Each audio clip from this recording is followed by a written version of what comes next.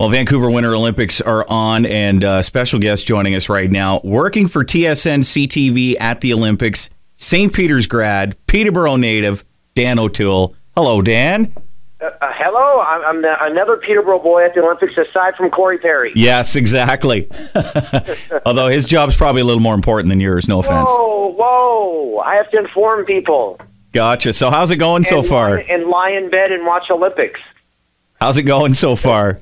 It's going absolutely unbelievable. I used to work here way back when, so anyone that knows me knows my love for this city. Yep. And the weather, since we've been here, we've had 2 rainy days. That has been it. It's been spectacular. And, of course, in the lead up to the Olympics, the weather was the big problem because it's unseasonably warm. That's why they had the problems with getting snow onto Cyprus. And yes, we don't have to get into the problems that the Olympics have had. Well, you know what? It's something I was planning on asking you about. I mean, the weather's pretty much out of your control, but I mean, like I was reading today that some of the British media are saying some of the worst games they've ever seen. Like, it's not that bad out there, is it? Like, are they being a little over dramatic? It is, but it's just a combination of all the things that have gone wrong. The one arm of the cauldron not coming up in the opening ceremonies. The Zamboni problems, and of course the tragic death before the games even began. Yeah. But if you talk to anyone, and a lot of people at our work have covered a lot of Olympics, they say there's problems at every Olympics. There's no perfect Olympics. It's just all these things happen in the span of 2-3 days. So of course they're going to snowball. People are going to say these things, but aside from that, the weather, the venues have been spectacular, and I think if we have a few problem-free days and then everything goes off without a hitch from here on out, people will like these Olympics. Well, us as Canadians, that's what we do. We're apologetic, right? So every little problem that goes wrong. Anyways, chatting with Dan O'Toole from TSN, who's out in Vancouver covering the Olympics. And now, have you had an opportunity to actually go to some of the events, or are you too busy working? I actually am right by the Oval. So I'm going to go check out a few speed skating events. Aside from that, they've got us working some pretty long hours, which everyone signed up for, and we don't mind at all because you just walk through town, and I actually show up early for work just for that reason because I walk through downtown Vancouver. The buzz is absolutely unbelievable. Picture, actually, James Sobolski, who I work with, he put it this way, which sums it up perfectly. Imagine Canada Day in Ottawa every day times 10, and that's what Vancouver is right now. Cool. Yeah, it is very cool because it's a sea of red wherever you go. Everyone's in a great mood. People are high-fiving you. Yeah. You can't help but smile. Awesome. Now, you said you're right by the speed skating oval. Is it as impressive inside as it looks on TV? It is. It's absolutely unbelievable. Rod Smith, who's covering it, says it's a facility that the skaters are raving about, aside from the broken down ice clearing machine. Yeah, don't buy stock in Olympias.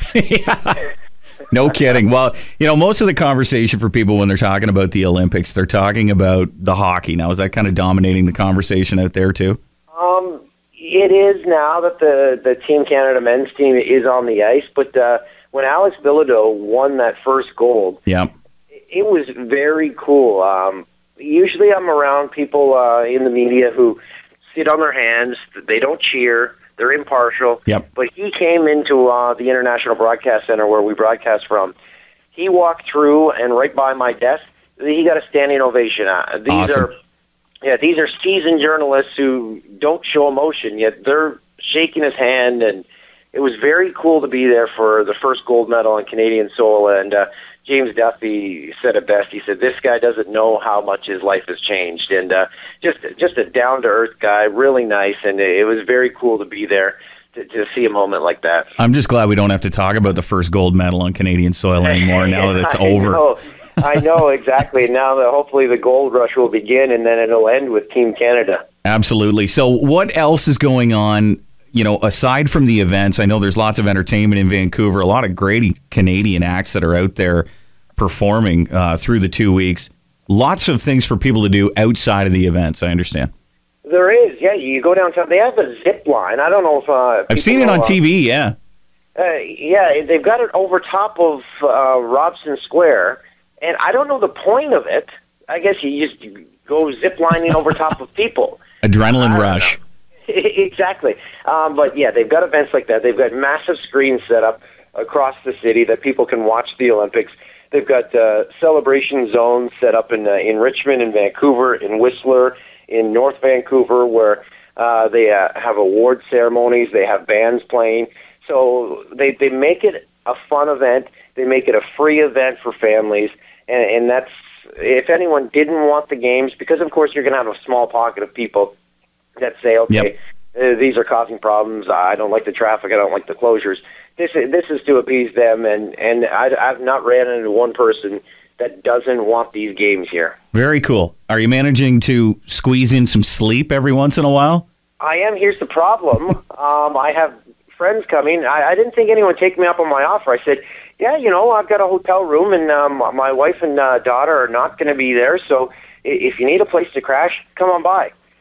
I didn't think anyone would take me up on it. I've already had 3 people. All right. Well, yeah. So if you're listening, don't take me up on my offer anymore. The offer has been withdrawn. Exactly. All right. Dan O'Toole working for TSN CTV at the Olympics, of course, Peterborough native. Dan, thanks so much for doing this, and hopefully we can check in with you again once either the Olympics are over or maybe late next week. Well, here, I want to point this out. My nephew is in the closing ceremony. So when you see a little guy on rollerblades who's a hockey puck, that is my nephew, Michael O'Toole. And nice! He's going to be out there for 30 seconds by himself at one point. So when you see a hockey puck closing ceremony, say, there's little O'Toole. I guess it's good for him to have connections. Yeah, I had no part of it. I'm more nervous for him than he is. Yeah, I gotcha. Thanks, Dan. Okay, Younger.